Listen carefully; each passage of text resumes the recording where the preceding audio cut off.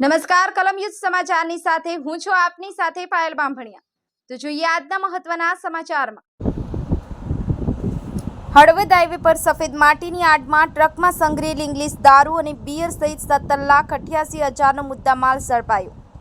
આ બાબતનું જાણવા મળતી વિગતો મુજબ મોરબી એલસીબી ટીમ પેટ્રોલિંગમાં હોય તે દરમિયાન ટ્રેલર RJ GE 8765માં માટીની આડમાં વિદેશી દારૂનો જથ્થો ભરી અને અમદાવાદ તરફથી મોરબી તરફ આવતો હોવાની બાતમીના આધારે હળવદ નજીક વોચ ગોઠવતા મોરબી ચોકડી નજીકથી ટ્રેલર પસાર થતાં તેને રોકી તલાશી લેતા તેમાંથી વિદેશી દારૂની બોટલ નંગ 419 કિંમત રૂપિયા 2,52,280 તથા બિયરના 3 નંગ 288 કિંમત રૂપિયા 28,800 સાથે સિયારામ ઉર્ફે મુકેશ દિનારામ જાજડા રહે રાજસ્થાનવાળાને ઝડપી પાડી ધોરણસરની કાર્યવાહી હાથ ધરી છે।